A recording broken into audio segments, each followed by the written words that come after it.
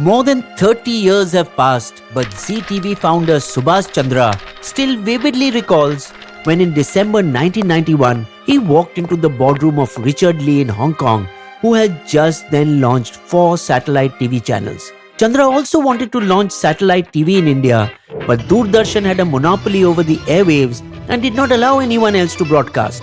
His SL World experiment 2 years earlier, in 1989, had convinced him that India's growing middle class needed more avenues for entertainment. The 1990 Kuwait War, which CNN broadcast live to the world, made him realize the reach and power of satellite TV.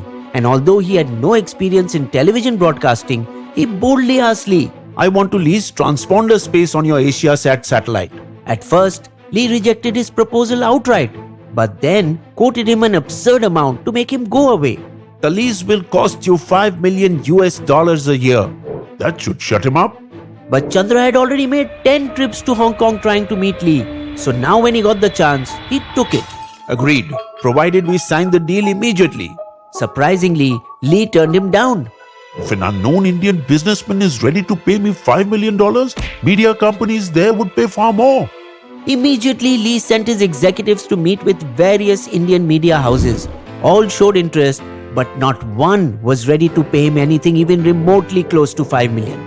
Zee-Subhash Chandra was the last man standing, and eventually Lee signed with him in April 1992, just 4 months after their first meeting.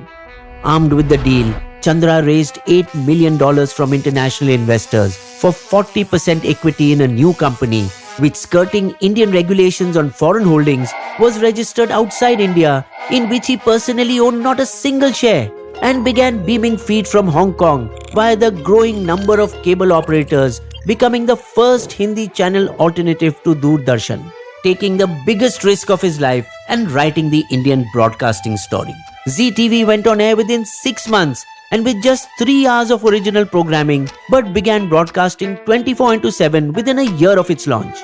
Tara, the story of a new age woman, was his first hit, soon joined by a cookery show Khana Khazana and music shows like Antakshari and Saregamapa. But it was Rajat Sharma's Aap Ki Adalat, where politicians and celebrities were publicly grilled with even uncomfortable questions, that made Zee TV a household name.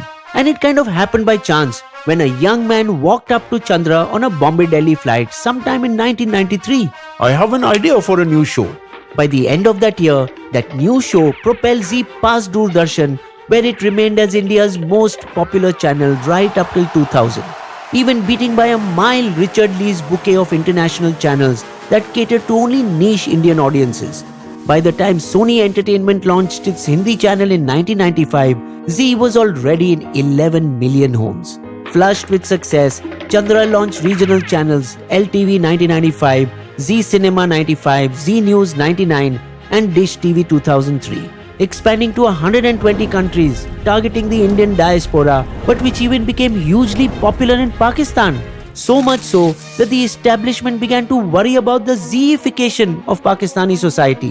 Despite reaching such heights, Zee started losing its way sometime around 2000, when it failed to recognize the potential and rejected shows such as KBC and Kahani Ghar Ghar Ki that were first offered to them. Rupert Murdoch, who had entered India with Star Plus, seized the opportunity and established himself as a strong rival.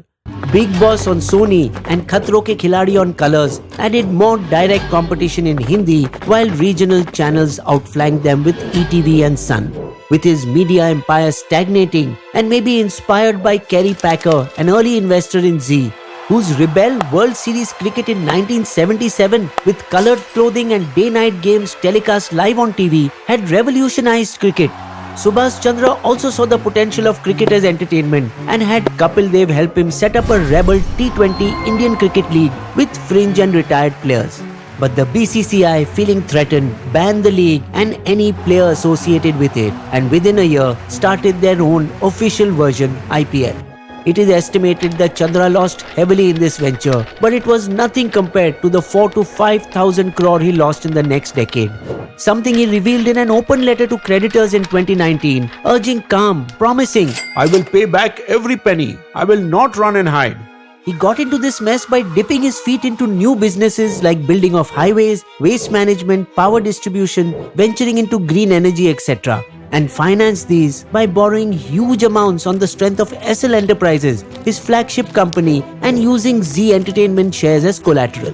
When the projects failed and SL was forced to default in mid-2018, Zee shares that were held as collateral flooded the market, crashing the stock by 30%. Subhash Chandra's situation was now similar to what he had experienced as a 17-year-old way back in 1967 when his grandfather's speculative trades and bets on fluctuating cotton prices led the family to face a daunting debt of 5 lakhs. The crisis had forced the young Subhash to return home in his second year of studies to help the family. But the enterprising young man set up a dal millets mill, employing innovative tactics, and somehow paid back all the debt over the next 6 years.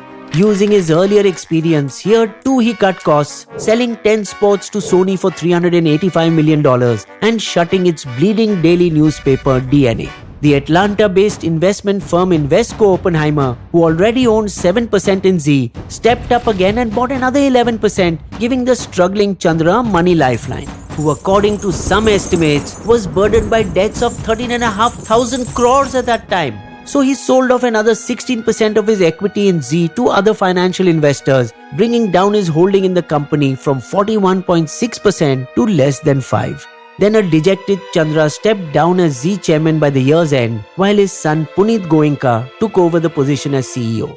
Still, things didn't improve for Zee. The lockdown hit, dropping their stock price another 68%, while Zee Media's decision to exit Bark's measurement decreased advertising revenue.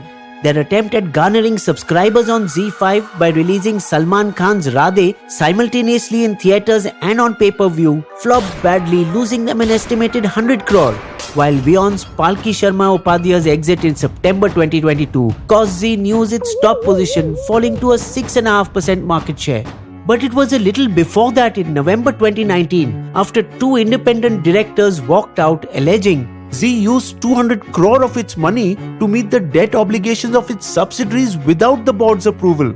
Meanwhile, Invesco, Zee's largest shareholder, who had already seen a 55% drop in the value of its shares, aghast at the corporate misgovernance, filed a peculiarly numbered 420-page saga in the Bombay High Court enumerating the failings of the founding family, getting an interim order in their favor that barred the father and son from holding directorships in listed companies for siphoning off funds.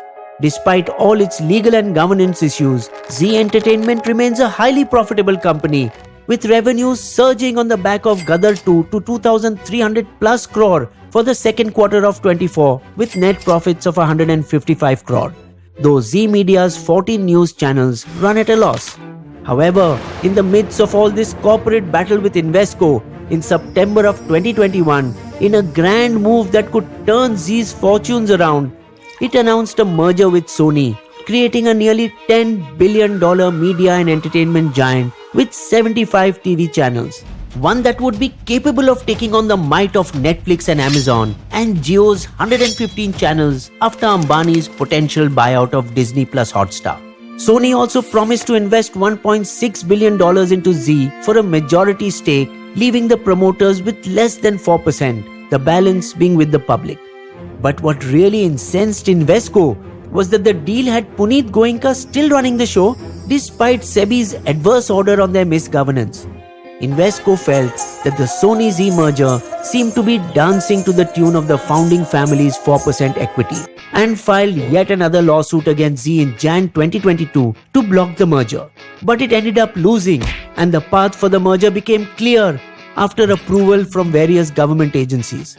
Almost immediately after, Invesco washed their hands of Zee, selling their entire holding, ending the whole sordid saga. While Chandra was surely a bold entrepreneur with ventures ranging from rice trading, packaging to amusement parks, his overconfidence led him to make many mistakes, which he candidly admits to. Zee is dealing with at least a dozen lawsuits involving cases filed by the income tax, GST for misuse of input tax credit, Sebi, and for loan defaults.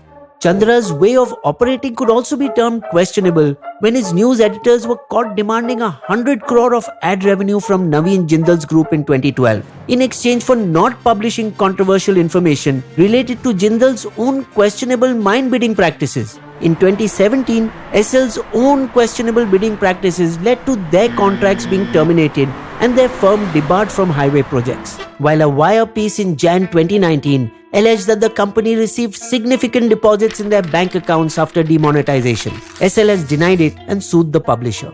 His tough love leadership style, according to some, was also a problem, and 11 CEOs quitting in a troubled decade seems to confirm it.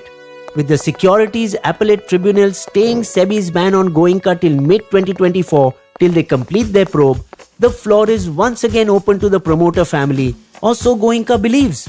However, Sony, worried about regulatory issues, have tried to convince Goenka otherwise. Let our Sony Pictures CEO NP Singh run the show, and possibly in a bid to pressure Goenka, initiated talks to buy Disney Hotstar, claiming it as a backup in case the Zee plan collapsed. Will Zee be able to leave their troubles behind, learn from their past mistakes, and once again script a fairy tale for themselves? Bisbo's limerick. Broadcasting in India was changed by a man when he bought satellite space in a plan that was grand. But hubris got hold as the story unfolds. He's back to square one, but with another plan. You will also find these sources listed in our video description section.